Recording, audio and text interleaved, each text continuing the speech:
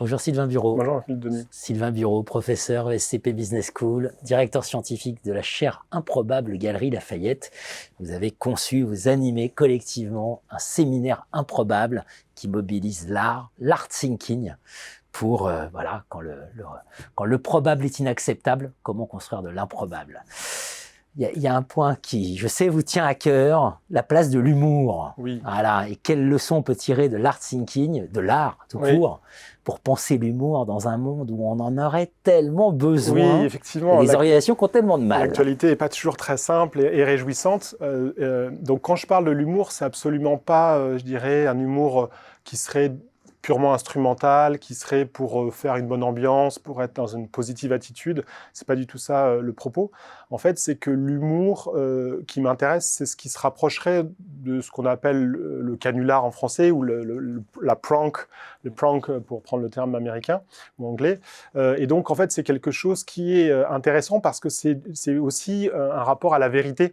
Et dans ce monde où le faux devient tellement présent avec les fake news, on est un peu effrayé dès qu'on parle de fake news en fait et de faux, mais les grands créateurs manipulent le faux pour nous révéler du vrai, et donc c'est tout l'intérêt en fait de la fiction, de se décaler.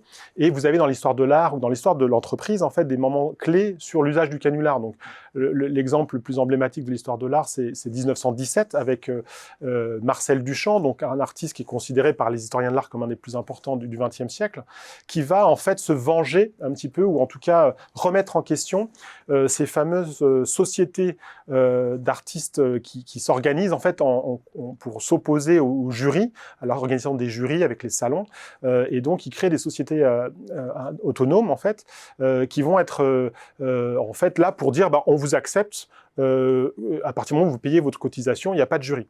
Et donc Duchamp, en 1913, en France, va exposer en fait un tableau, Le Nu descendant d'escalier, et ses frères, qui sont aussi dans la mouvance artiste cubiste, lui expliquent que certains, André Glaise et d'autres, trouvent que le titre est problématique parce que c'est pas vraiment cubiste, ça respecte pas. Lui, il est outré, il dit attendez, la règle c'est voilà, donc il prend son tableau, il s'en va, il l'exposera à l'Armor-et-Chaule un an plus tard, ça fait d'ailleurs assez scandale. Et puis, il va recréer, en fait, il va répliquer le format de la Société des artistes indépendants en France aux États-Unis. Et il est responsable de l'accrochage. Et là, en fait, il veut un peu tester jusqu'à quel point ces gens qui se disent ouverts le sont véritablement.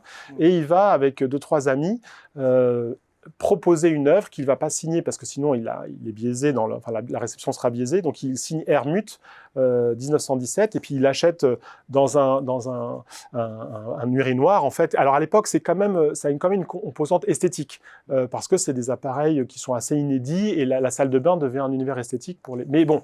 Ça reste un urinoir, n'est-ce pas ? Donc on est assez loin quand même des matériaux nobles et travaillés.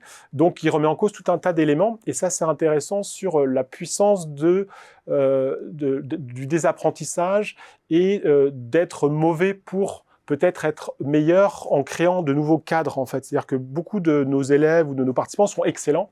Et en fait, l'excellence, elle a un point d'arrivée finalement.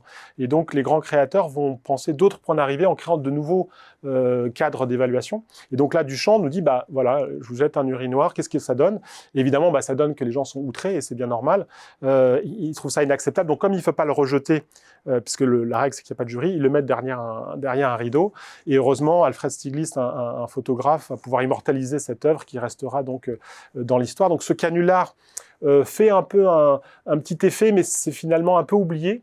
Et grâce au réseau, aux liens entretenus par Duchamp, ça refait surface en fait parce que le monde se transforme. Et ça, c'est aussi important. C'est-à-dire que vous pouvez pas être un héros permanent face au monde. Le monde souvent change avec vous ou grâce à vous, mais enfin pas grâce à vous justement. Il change au-delà de vous. Et tout d'un coup, le monde va vous rencontrer et inversement. Et donc quand les Warhol et autres, Liechtenstein commencent à avoir des propositions, ça fait écho à ce que proposait Duchamp. Et entre le lien est fait aussi par André Breton, qui va beaucoup soutenir, en tout cas qui va formaliser la notion de ready-made de Duchamp. Tout d'un coup, ce canular qui était juste une blague devient un concept. Donc Duchamp parle d'art anti-rétinien. On n'est plus sur le regard, l'esthétique, on est sur le sens et le concept. Et les idées proposées par Duchamp viennent des dialogues, des réactions, de l'outrage en fait. Et donc c'est un processus qui prend du temps. Retrouver le sens de l'humour, ô combien on en a besoin, y compris dans le monde académique. Exactement. Merci à vous. J'en prie.